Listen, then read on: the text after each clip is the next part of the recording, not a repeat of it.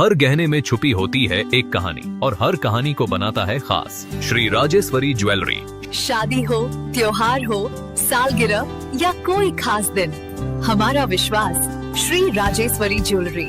यहाँ मिलता है आपको शुद्ध हॉलमार्क गोल्ड ज्वेलरी का बेहतरीन कलेक्शन, क्वालिटी जो दिल जीत ले, डिजाइन जो नजरें थाम ले और भरोसा जो पीढ़ियों तक साथ निभाए। श्री राजेश्वरी ज्वेलरी, जहाँ हर खुशी का गहना आपका इंतजार कर रहा है। पता नियर शास्त्री रोड, एबरडीन बाजार, श्री विजयपुरम।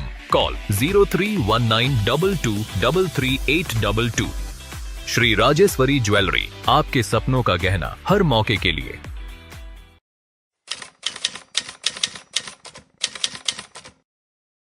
आप सभी मीडिया भाई को मेरा नमस्कार।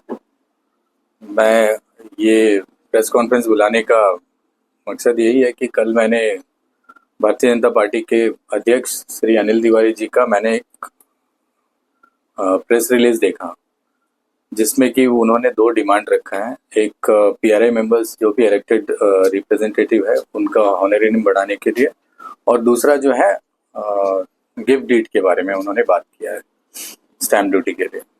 तो मैं आपको ये पहले सुनाना चाहता हूँ, फिर मैं बात करूँ। चाहे प्रधान है, जितने संवेदनशील मुद्दे हैं, और एक तो ये है कि हमारे जितने पीआरआई मेंबर हैं, चाहे वो वार्ड मेंबर है, चाहे प्रधान है, चाहे समिति मेंबर है, चाहे प्रमुख है, चाहे वो काउंसलर है, चाहे जिला परिषद मेंबर है, उनका ऑनरेरियम बहुत कम है, क्योंकि उनको समाज में पूरा घूमना पड़ता है और पूरे अपने फील्ड में घूमते घूमते आजकल आप जानते हो कि कितना महंगाई है, क्या है। तो मैंने अपने उपराज्यपाल जी से, महोदय से एक अनुरोध किया है कि आप जो है इनका ऑनरेरियम जल्द से जल्द बढ़ाने की कृपा करें। दूसरा, आपने देखा होगा कि पता नहीं किस कारण से कि हमारे द्वीपों में जो गिफ्ट डील की जाती है, जो कि ब्लड रिलेशन में की जाती है, अपने माता पिता अपने बच्चों को देते हैं या भाई बहन आपस में देते हैं, तो उसमें सर्किल रेट के हिसाब से यहाँ पर स्टाम्प ड्यूटी लगने का प्रावधान है। क्योंकि काफी दिन से लोग परेशान हैं और मेरे पास में काफी लोग आए, बोला इस समस्या से निदान दिलाइए, क्योंकि माँ बाप चाहते हैं अपने जीते जी अपने बच्चों में अपनी प्रॉपर्टी का बंटवारा करके चले जाए। अब वो क्या रहा था, एक किसान है, उसके पास अगर 5 बीघा जमीन है और वो अपने 5 बच्चों को 1-1 बीघा गिफ्ट करना चाहता है, तो आज के हिसाब से उसको कम से कम लाखों रुपए के हिसाब से उसको स्टाम्प ड्यूटी देनी पड़ेगी। जिस चीज में ट्रांजेक्शन नहीं हो रहा है, लेन देन नहीं हो रहा है, तो उसमें स्टाम्प ड्यूटी किस बात की।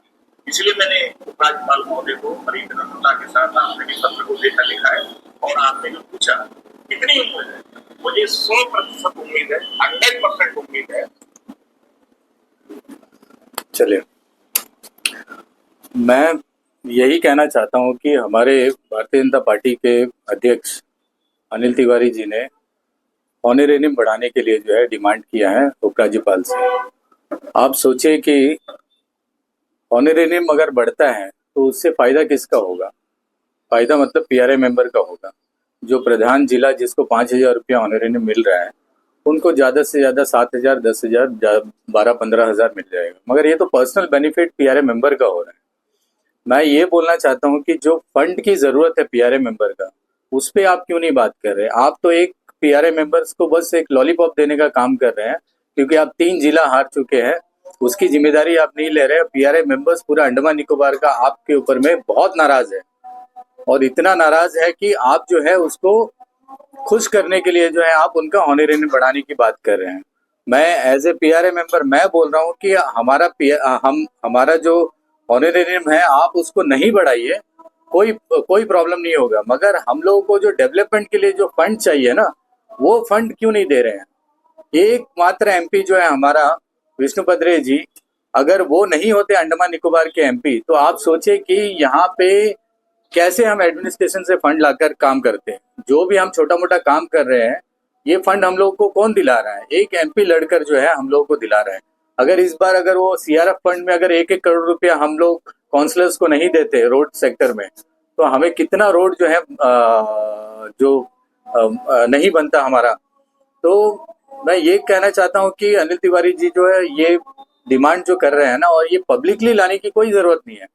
अगर कोई पीआरआई मेंबर्स का आप डिमांड रखते भी है, तो ये सोशल मीडिया प्लेटफॉर्म में या प्रेस के द्वारा जो है आपको उपराज्यपाल को आपने डिमांड किया, तो ये कोई पब्लिक का दर्द नहीं है जो आप जो है खुशी खुशी बताकर आप चैलेंज कर रहे हैं कि हम जो है पीआरए मेंबर्स का ऑनरेरियम बढ़ा देंगे। और आपको बहुत फिक्र है कि पीआरए मेंबर्स के ऊपर में महंगाई का असर पड़ रहा है। आपने अपने वीडियो में कहा है कि महंगाई बढ़ रही है, आपने खुद एक्सेप्ट किया है महंगाई बढ़ रही है, पीआरए मेंबर्स बहुत समाज का काम करते हैं, उनके ऊपर में बहुत ज्यादा बर्डन आता है। तो आप पीआरए मेंबर का क्यों सोच रहे हैं, आप जनता का क्यों नहीं सोच रहे हैं? जनता का सोचिए ना कि आज जो जो होटल में जो मजदूर खाने जाता है, एक पराठा जो है 15 रुपए में मिलने वाला आज 20 रुपया हो गया है। जो इडली डोसा जो आदमी 3 टाइम बाहर खाता है, उसके ऊपर में कम से कम महंगाई से 20 से 25 रुपए का जो असर पड़ा है उसको 3 टाइम के खाने के लिए। तो आप गरीब आदमी का लिए बात करने के लिए आपको उस जगह में बैठाया गया। आपको पीआरए मेंबर्स का दुख दर्द देखने के लिए आपकी कोई जरूरत है? पीआरए मेंबर्स खुद एक जिम्मेदार आदमी है, उसको जनता ने चुना है, वो अपना लड़ाई खुद लड़ लेगा। आप जनता की लड़ाई लड़िए और जनता को बेनिफिट वाले बात करिए। मैंने आपका एक प्रेस कॉन्फ्रेंस नहीं देखा जब पूरे धूप काल में जो है बरसात से पहले जो लोग पानी के लिए तरस रहे थे, 6-6 दिन 5-5 दिन 4-4 दिन पानी नहीं आ रहा है, तो उससे तरस रहे थे लोग। जिनका गली में घर है वो तो टैंकर मंगा ही नहीं सकते, और टैंकर अगर कोई प्राइवेट मंगाता भी है, म्युनिसिपल के पास 4 टैंकर है, हमेशा 2 खराब रहता है, 2 टैंकर 24 वार्ड में कैसे सप्लाई करेगा? तो ये सारा प्रॉब्लम पे आप बात नहीं करते हो। प्राइवेट टैंकर 5,000 4,500 में आता है, तो गरीब आदमी या मिडिल क्लास आदमी भी डेली डेली तो नहीं खरीद सकता है। तो जो हमारा 20 साल पुराना मुद्दा है, जो पानी से लोग हम हर साल प्रॉब्लम में आ रहे हैं, तो वो पानी के ऊपर आप क्यों नहीं बात कर रहे हैं? कहीं ना कहीं आप जनता को गुमराह कर रहे हैं। आप जो है डेवलपमेंट को जो है, बड़े डेवलपमेंट को जो है आप लोग बहुत ताली बजा बजा कर जो उसका पब्लिसिटी कर रहे हैं। ग्रेट निकोबार प्रोजेक्ट होना है करके, आप ग्रेट निकोबार प्रोजेक्ट आपको करना, आप करिए ना। किसको फायदा हो रहा है, क्यों नहीं हो रहा है, कितने ऑपोजिशन पार्टी उसका विरोध कर रहे हैं, उसमें कुछ तो बात होगा ना।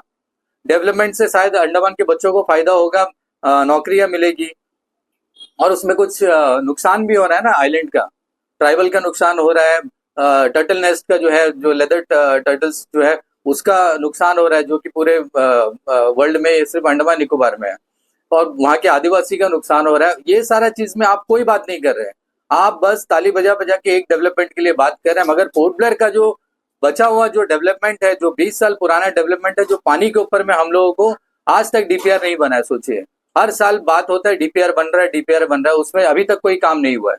अब सोचो कि पानी के लिए लोग को क्यों तरसाया जा रहा है। आपको जो आप तो अंडमान के लोगों को इतना गिरा चुके हैं ना कि एक गैस गाड़ी भी आता है ना, तो लोग जो है लाइन में खड़े होकर लड़के जो है गैस गाड़ी से गैस लेना पड़ता है। अच्छे फैमिली को भी, गरीब फैमिली को भी, सबको, मर्द और औरत के बीच में कोई डिफरेंस नहीं रहता उस भीड़ में। सब बॉडी टू बॉडी टच करके जो है लड़के जो है गैस सिलेंडर लेना पड़ता है।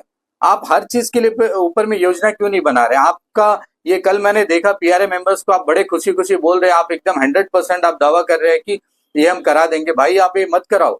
आपको करवाना है ना, तो पहले जो हमारा वो जो हम लोगों को नुकसान हो रहा है, जो हमारा दर्द है, जो पानी का दर्द है, ये अगले साल आने से पहले पहले इसके ऊपर में आप जो है प्रोजेक्ट बना के, इसको डीपीआर बना के, इसको टेंडर करिए कि ये हम लोगों को 2-3 साल में ये डैम जो है नया बन के मिले और ये पानी का प्रॉब्लम खत्म हो। ये मेरा डिमांड है उनसे। और पावर को लेकर आप देखिए, पावर को लेकर हम लोगों ने इतना तकलीफ झेला है। जब सूर्य चक्रा पावर प्लांट बंद किया गया था, तो ग्रीन एनर्जी बोलकर जो है बंद किया गया था कि हम सोलार लाएंगे और जो सोलार से जो है पूरा आइलैंड में पावर सप्लाई होगा। आप देखिए सूर्य चक्रा उन्होंने 2017 में बंद कर दिया और उसके बाद सोलार लाए। आपको याद होगा कि पावर कट का इतना प्रॉब्लम हो गया था कि हम लोगों को राजनिवास में धरना करना पड़ा था, और उसमें 3 से 4 हजार लोगों ने धरना प्रोटेस्ट किया था। उसमें मैंने ही ऑर्गेनाइज किया था, वो मैंने ही सोशल मीडिया कैंपिंग किया था और सबको इन्वाइट किया था। जब हम एक जगह जमा हुए तो लोगों का क्रोध इतना था कि वो राजनिवास तक, गेट तक जो है लोग पहुंच कर जो है धरना किए, क्योंकि लोगों का घर में 24 घंटा में 20 घंटा करंट नहीं रहता था। और क्योंकि आप ग्रीन एनर्जी लाने के लिए थे। कहाँ गए आपके ग्रीन एनर्जी? आज तो आप बार बार आप डीजी सेटी खरीद के दोबारा से लाकर जो आप डीजल इंजन में ही चला रहे हैं, कोई आपका इससे तो नहीं चल रहा है। तो क्यों पब्लिक को बार बार, अगर आपको ग्रीन एनर्जी में काम भी करना है तो पहले ग्रीन एनर्जी को सक्सेसफुल कर लीजिए, उसके बाद आप जो है डीजल को बंद करिए। आप दोनों को एक साथ करने मांगते, एक को बंद करने मांगते, एक जो शुरू नहीं है आपने सोलार लगा दिया, उसका बैटरी बैकअप जो है आपने लिया नहीं है। तो उसके वजह से पावर आपका सेव नहीं हो रहा है। तो ये सारे प्रॉब्लम्स है जिसपे जो है भारतीय जनता पार्टी के अनिल तिवारी अध्यक्ष जो है नहीं कर रहे हैं। ये अब जो है मैं आपको पहले ही बोल दिया था कि मैं इनके हर चीज पे नजर रखूंगा और आपको जो है बताऊंगा, क्योंकि इनका जो है काम करने का तरीका टोटली गलत है। ये एक एक्चुअली बिजनेसमैन है। बिजनेसमैन जो है यहाँ पे आप सोच लेंगे कि जनता के बीच में ना तो ये कभी कोई इलेक्शन लड़े, ना तो इनको दर्द है कि कैसे जनता के बीच में जाके उनका दर्द बांटे। ये कुछ लोगों को एक टीम बनाकर रखे है, बस वो सारे जगह जा रहे हैं, पौधा गाड़ रहे हैं, ये कर रहे हैं। आप इधर पौधा गाड़ रहे हैं, वो पौधा अगले दिन खत्म हो जाता है। उसके कोई उसको फेंसिंग नहीं कर रहे, कुछ नहीं कर रहे, खाली फोटो खिंचाने के लिए आप पौधा गाड़ रहे हैं और जो है चले जा रहे हैं। अभी ग्रेट निकोबार में 1 करोड़ से ऊपर पेड़ काटेगा, उस पौधे का आपको फिक्र नहीं है। मतलब हर चीज के लिए जो है इन्होंने एक अपना आई वॉश करने के लिए जो लोगों का बना के रखा सिस्टम, पूरा नॉर्थ एंड मिडिल, पूरा अंडमान निकोबार का पीआरआई जो है एकदम इनको जो है बाइकआउट कर चुका है। इनको कोई भी दिल से सपोर्ट नहीं कर रहा है, क्योंकि ये भारतीय जनता पार्टी को डुबा रहे हैं। मैं उस एमपी का तारीफ करना चाहता हूं जिस एमपी को मनोज पॉल द्वारा जो है मतलब देशद्रोही, अभी परसों का मैं वीडियो देख रहा था, हमारे विष्णुपद रे को बांग्लादेशी को सपोर्ट कर रहे हैं, वो बोल रहे हैं बांग्लादेशी घुसपैठी को वो पनाह दे रहे हैं और उसको देशद्रोही बोल रहे हैं। आप बताइए कि जो आदमी का राजनीति वो खुद ही बोल दिया कि मेरा ये लास्ट टेन्योर है, मैं जो है आराम से जो है ये 5 साल जो है काट कर उसके बाद मैं अपना संन्यास ले लूंगा। ये उस आदमी को काम करने के लिए मैं देख रहा हूँ कि ये अनिल तिवारी ने ऐसा टीम बना के रखा है कि उनको जो है नुकसान कर रहे हैं। और वो आदमी देखो ईमानदारी का रोटी खा के जो है अपना पूरा जिंदगी आइलैंड के लिए लड़ा है। और मैं ये बोलना चाहता हूँ कि आइलैंड के इतने लोग हैं, इतने नौजवान यूथ है, वो बूढ़ा आदमी जो है हर प्रोटेस्ट में आके बैठता है, अनिल तिवारी नहीं बैठते हैं। अब डीम्ड यूनिवर्सिटी का देख लो, उसमें तो अनिल तिवारी नहीं थे, उसमें कौन था? विष्णुपद रे जी थे। मनोज पॉल जैसा आदमी उनको टेररिस्ट बोल रहा है, उनको गंदे गंदी चीजें बोल रहा है। साथ में मैंने आपको पहले ही बोल दिया, जिस दिन मैं भारतीय जनता पार्टी से मैं निकाला गया और उसके बाद मैंने काउंटर किया, मैंने अपना सफाई दिया कि मैं इस तरह काम नहीं किया है, और जितने 7 लोगों ने और क्रॉस किया आपने उसके ऊपर में कोई एक्शन नहीं लिया है। तो ये तो आपको पूरा पता चल गया, उसमें उसका कोई एक्शन भी नहीं है, कोई कमेंट्स भी नहीं है। मगर मैं ये बोलता हूँ कि आप बार बार विष्णुपद रे जैसे एमपी को आप क्यों घेर रहे हैं? आप मनोज पॉल से इतना गंदा गंदा चीज काम करवा रहे हैं। मैं आपको चैलेंज करके बता रहा हूँ कि मैं अनिल तिवारी और मनोज पॉल दोनों एक है। मैं साबित करके आपको दिखा दूंगा, दोनों एक है। जो भारतीय जनता पार्टी को सुबह शाम उठते उठते गाली देता है, और वो और अनिल तिवारी दोनों एक है। मैं आपको कसम से मैं ये प्रूफ करके दिखा दूंगा। मैं आपको किसी दिन बुलाऊंगा और ये प्रूफ करके दिखाऊंगा कि ये कैसा गंदा राजनीति करते हैं। क्या भाई हम लोग काम नहीं करते हैं क्या? कोई अंडमान में बोल दो कि मैं काम नहीं करता हूं। मैंने डेवलपमेंट से लेकर जो है जितना भी यूथ के लिए करना है, कोई आइलैंड में अगर यूथ के लिए अगर कोई बड़ा स्पोर्ट्स करवाया तो मैं अपना नाम बोल के मैं गर्व से बोलता हूँ कि मैंने वो सक्सेस करके दिखाया है। बड़े लेवल पे जहाँ की 500 बच्चे खेल रहे हैं, 1000 बच्चे खेल रहे हैं, वैसे खेल मैंने करवा के दिखाया। ऐसा कोई खेल नहीं बचा जो नहीं करवाया। तो क्यों हम लोगों को इस तरह सोशल मीडिया पे बदनाम किया जाता है? आप क्यों पर्सनली इतना गंदा गंदा ब्लेम, जो मुझे बांग्लादेशी को मैं 20-25 हजार बांग्लादेशी को मैंने अंडमान में लाया वो बुलवा रहे हैं? मतलब आप क्या बोल रहे हैं भाई? यहाँ का पुलिस डिपार्टमेंट क्या मर गया है? कोई काम नहीं कर रहा है पुलिस डिपार्टमेंट। मतलब एक बांग्लादेशी मिल जाता तो यहाँ में आग लग जाता आइलैंड में, कि उसके ऊपर में इतना बड़ा इंक्वायरी शुरू हो जाता है कि कैसे आया करके।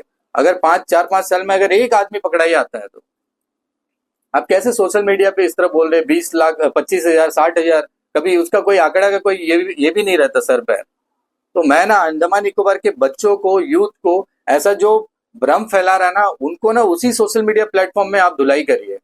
आप क्यों नहीं बोल रहे हैं? हम अकेला लड़ने का ठेका लेके रखे हैं क्या भाई?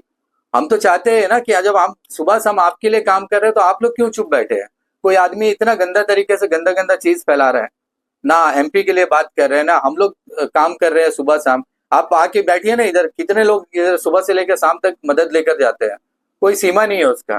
कैसे कैसे लोगों को हम मदद करते हैं, मगर अंडमान की जनता एकदम चुप से बैठी है। भाई क्या हम लोगों को लास्ट में ऐसा है कि कानून हाथ में लेना पड़ेगा अपना सेल्फ डिफेंस के लिए, अपना सेल्फ रेस्पेक्ट बचाने के लिए?